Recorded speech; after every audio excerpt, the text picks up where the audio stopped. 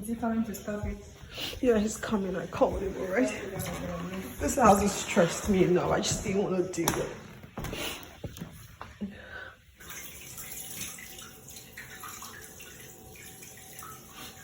You heard that right. That was the owner of the house crying about all the flooding that happened inside the place. Oh my gosh. What a mess! Come on.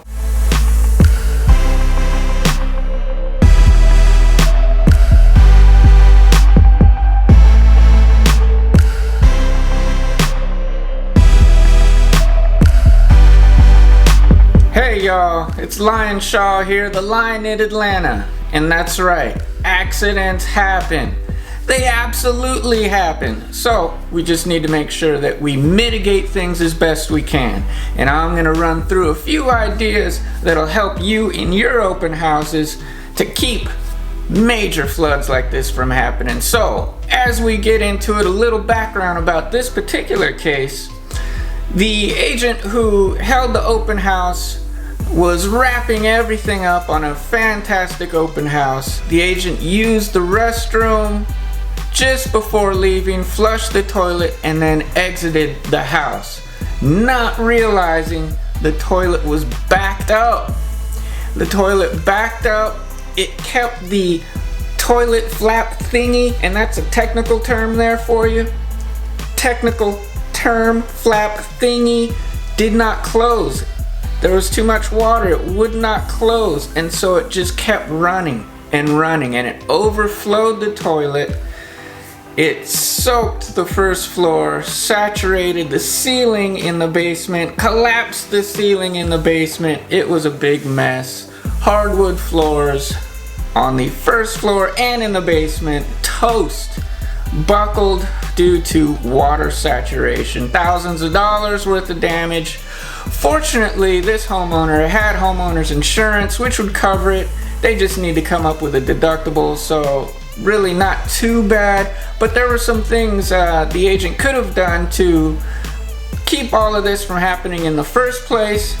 And then there are also some tips that I got for you that will help you keep this from happening at your place. If you're an agent, you really want to take the time to seal everything up. So what I mean by that is you want to leave that place the same way that you entered it. If you flush a toilet, do not leave until you know that toilet has done its business. It's through filling up the toilet bowl. It's through filling up the back toilet water container piece. Make sure everything is just settled down and quiet. Check your ACs, hit all your light switches.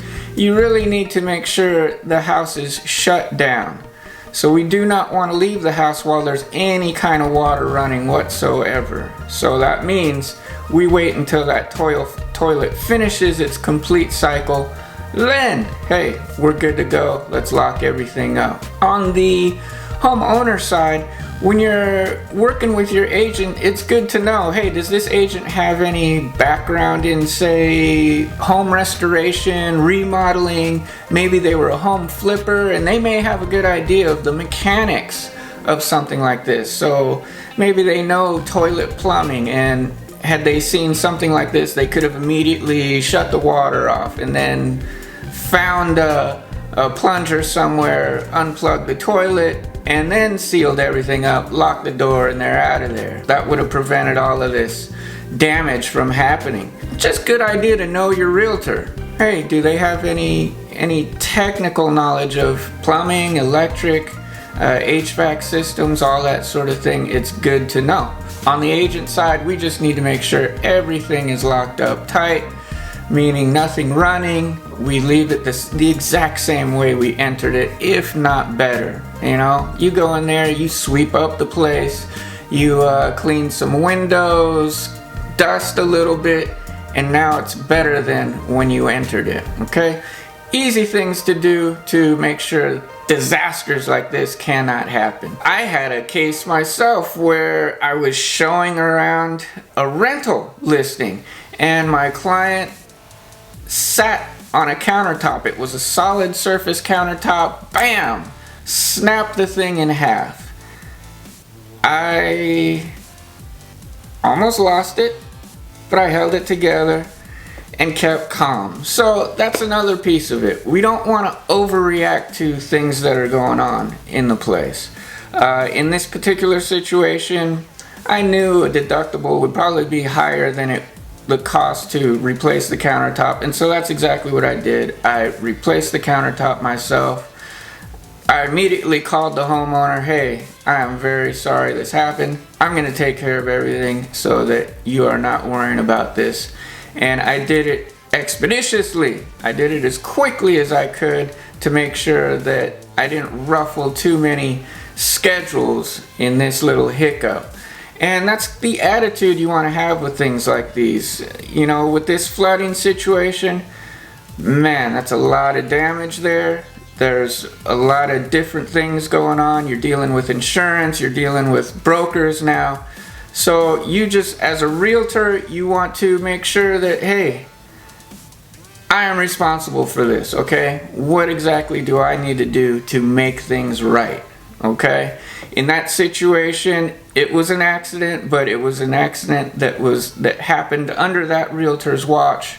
So it was that realtor's responsibility, and as a realtor, you just have to own it. Okay, I'm gonna do what it takes to make all of this right.